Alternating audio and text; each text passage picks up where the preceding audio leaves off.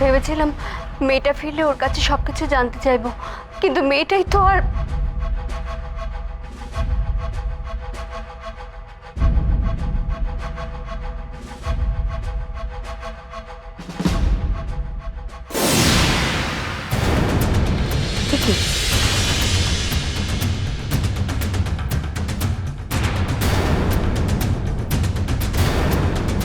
কি হলো রে মিষ্টি? এই মেয়েটাকে আমি কোথাও দেখেছি। কোথায়? আপনি কোথায় দেখেছেন বলুন?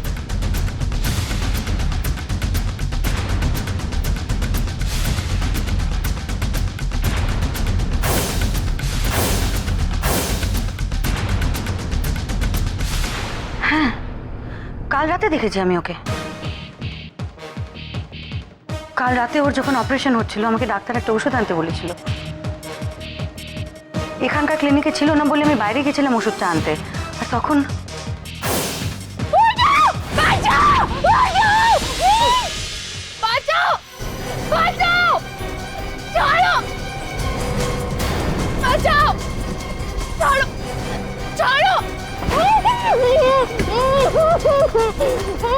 এই এই কি হচ্ছে কি ওখানে?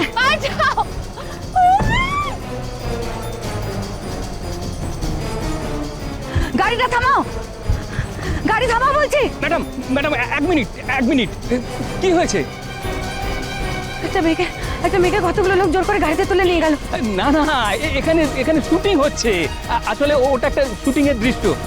ম্যাডাম অ্যাকচুয়ালি আপনি শুটিং জোনে ঢুকে পড়েছেন।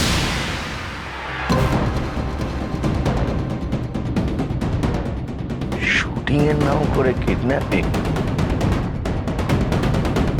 আমার কি করে একবারের জন্য সন্দেহ হলো না? এত বড় একটা ঘটনা আমার চোখের সামনে থেকে ঘটে গেল। ওরা তার মানে একেবারে আটঘাট বেঁধে নেবেছে। হ্যাঁ, একটা ওষুধের দোকানের সামনেই ছিল, আমি তো ওষুধ কিনতে ওদিকে যাচ্ছিলাম। তার মানে ও যখন ওষুধের দোকান থেকে বেরিয়েছে ওরা তখন ওকে তুলে নিয়ে গেছে। যদি কেউ সন্দেহ করে তাই শুটিং এর নাটকটা করলো। আমার চোখের সামনে ঘটনাটা ঘটলো আর আমি আসলে আমার তখন মাথাটা ঠিক ছিল না। একে ওষুধ পাচ্ছি না, আমার কোনো দিকে খেয়াল ছিল না, সন্দেহ হয়নি কিছু তখন।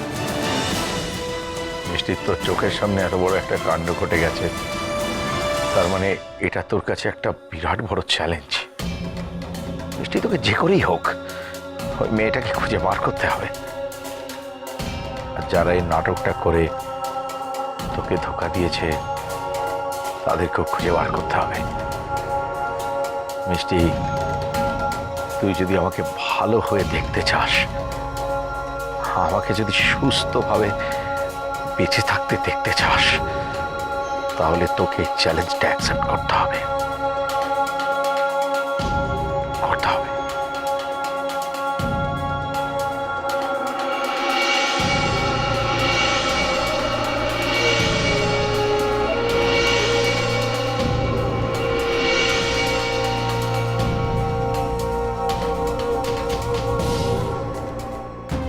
কি হচ্ছেটা কি? এবারে কিন্তু বাড়াবাড়ি হয়ে যাচ্ছে। আমি এবারে জোর করে ভেতরে চলে যাবো। আরে বুড়ি, আমায় একটা কথা বল। আচ্ছা, তোর কি মনে হলো বল দেখিনি, এই মিষ্টি কি ওনার ওই মেয়ের ব্যাপারে আবার যাবে? হ্যাঁ মা, টেনশন করো না তো। মিসদাকে এই অবস্থায় ফেলে মিষ্টি দিয়ে কি করে যাবে? যাবে না মিষ্টি। আমার ছেলেটার এরকম হয়ে গেল, আবার যদি এসবের মধ্যে থেকে মিষ্টিটার কিছু হয়ে যায়। হ্যাঁ বাবুরে, আমি তো তাহলে আর সহ্য করতে পারবো না। আমি সত্যি বলছি, কিছুতেই আমি সহ্য করতে পারবো না মা। বাবুরে এরকম করো না, যাবে না মিষ্টি দি, বলছি তো। কি যে করে না ছেলে মেয়ে দুটো। খোকন এই অসুস্থ শরীর নিয়ে কেন বকবক করছে মহিলার সাথে? ভাল লাগে না বাবু। মিষ্টি যদি আবার এরকম কোনো এসে জড়ায়, আবার তো ওড়াদৌড়ি করবে। আবার যদি কোনো বিপদ। না না না না না বাবা, না, আমি কিছুতেই না, কিছুতেই আমি মিষ্টিকে যেতে দেবো না, কিছুতেই না। যে যাই বলো কি, কিছুতেই না। আস্তে আস্তে না, আমি যেতে দেবো না। দিও না, দিও না। শুধু খোকন তো নয়, অভয়কে এসব করতে গিয়ে কত ঝক্কি পোয়াতে হলো, কতবার গুলি লাগলো, মাথায় বাড়ি খেলো, সারাক্ষণ সারাক্ষণ আতঙ্কে থাকতে হয় আমাদের। না বাবা, আমার মনে হয় মিষ্টি কিন্তু খুব বড় ধাক্কা খেয়েছে এবার। এরপরে আমার মনে হয় না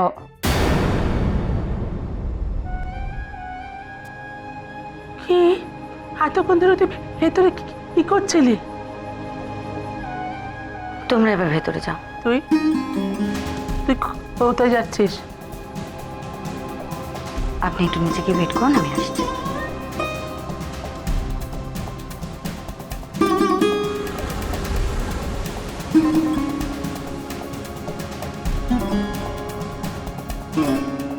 বুড়ি, তোমরা একটু ভেতরে যাও, আমি মায়ের সঙ্গে কথা বলবো। না, আমার সঙ্গে তোমার কোনো কথা নেই। না না না না না না, তুমি কি বলবে আমি জানি। একদম তুমি কোনো রকম সমর্থন আমার থেকে আশাই করবে না। না প্লিজ।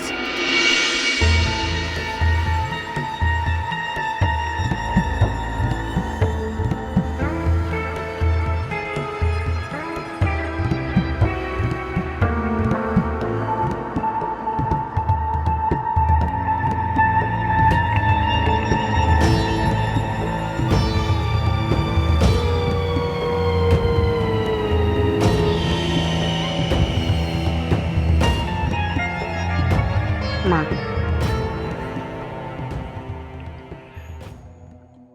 আমি তোমাকে অনুমতি দেব না। তুমি এসবের মধ্যে আজ জড়াবে না, কিছুতেই জড়াবে না, ব্যাস। আমি তো চাইনি মা, তুমি তো জানো তোমার ছেলে আমার কাছে কথা নিয়েছে। আমি কথা দিয়েছি ওকে যে ওর না পারা কাজ আমি করব, ওর অক্ষমতা আমি দূর করব, ওর না চলা পথ আমি চলবো ওর হয়ে। তোমার ছেলেকে দেওয়া কথা তো আমি ফেলতে পারবো না মা। তুমি চাও আমি ওকে দেওয়া কথা না রাখি? আবার যদি কিছুটা হয় মিষ্টি, এত কিছু হয়ে যাওয়ার পরেও তোরা। কিচ্ছু হবে না মা, আমি তোমার ছেলের জন্য কাজটা করছি, আমার কিছু হবে না। তোর যদি কিছু হয় না মিষ্টি, আমি আর সহ্য করতে পারবো না। মা, আমি যদি এটা না করি তোমার ছেলে কষ্ট পাবে মা। সারা জীবনের মতো নিজেকে পঙ্গু ভাববে তুমি, সেটা চাও না মা। তোমার ছেলে চেয়েছে আমি মেয়েটাকে খুঁজে বার করি, আমি তা করবো না বলো? তুমি তুমি এখনো না বলবে? তুমি চাও তোমার ছেলে নিজেকে পঙ্গু ভাবুক? না না,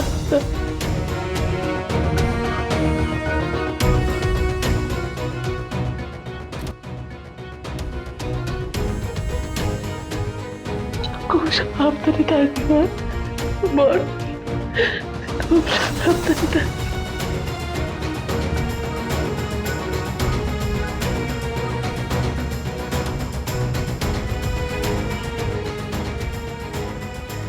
সাবধানে।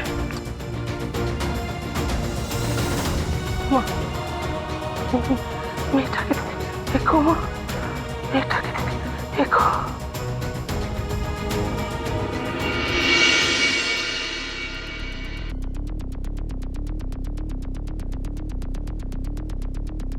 প্রতাপ, হ্যালো। হ্যাঁ ম্যাডাম বলুন। হ্যাঁ, তুমি কোথায় আছো এখন? এই তো একটা কাজ সেরে আমি থানায় ফিরছি, কেন কোনো দরকার আছে? হ্যাঁ, তুমি এখনই একবার এই হসপিটালের কাছে গোলদার পাড়াতে চলে আসো। আপনাদের বাড়ি নম্বরটা? 57/6। 57/6। ম্যাডাম কোনো কেসের ব্যাপারে? আমি পরে বলছি সব, তুমি আগে এসো। ওকে ম্যাডাম, আমি আসছি। আমাকে একবার আপনাদের বাড়ি যেতে হবে। কেয়া যখন আগে থেকে বুঝেছিল ওর কোনো বিপদ হতে পারে, তোর জিনিসপত্র, ল্যাপটপ, এর মধ্যে কোনো একটা লিঙ্ক পাওয়া যেতে পারে। হ্যাঁ হ্যাঁ, চলুন। চলো। এক্সকিউজ মি, আচ্ছা আমি একটু হসপিটালের বাইরে বেরোচ্ছি। 207 পেশেন্টের যদি কোনো রকম কিছু দরকার হয়, আমার ফোন নাম্বার এখানে দেওয়া আছে, একটু কাইন্ডলি ফোন করবেন। নিশ্চয়ই। Thank you. ম্যাম, একটা রিকোয়েস্ট ছিল। হ্যাঁ, আপনি একটু এখানে সই করে দেবেন? এখানে সই কেন? আসলে আমি আপনার খুব বড় ফ্যান, একটা অটোগ্রাফ চাই। Sure.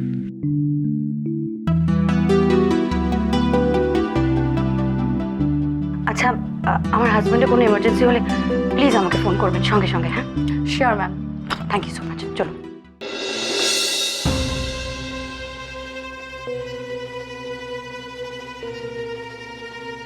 আসুন আসুন, বসুন।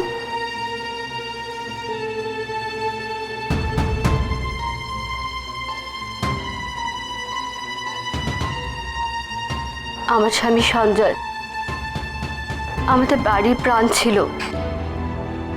ও বাড়িতে থাকলে বাড়িটা জমজমাট হয়ে থাকতো সবসময়। মানুষটা একদম একরোখা আর জেদি ছিল। সবার আগে ওনার কাছে পরিবার ছিল, আর পরিবারের জন্য উনি সব কিছু করতে পারেন। আর নিজের আদর্শের সাথে কোনোদিন আপোষ করতো না মানুষটা।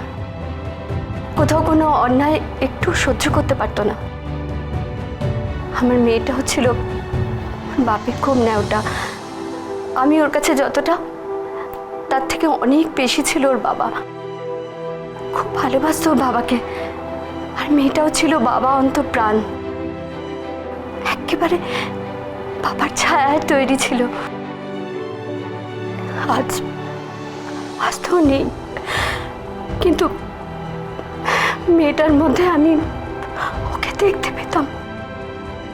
একরকম সব কিছু, একদম বাবার মতো, একদম।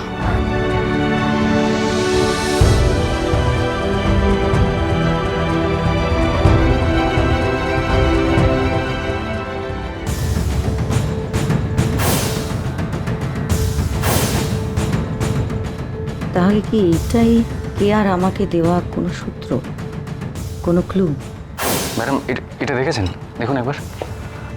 এটা কোনো সামান্য অঙ্কের যোগ নয়, এটা কোনো সংকেত, কোনো ক্লু। জয়কার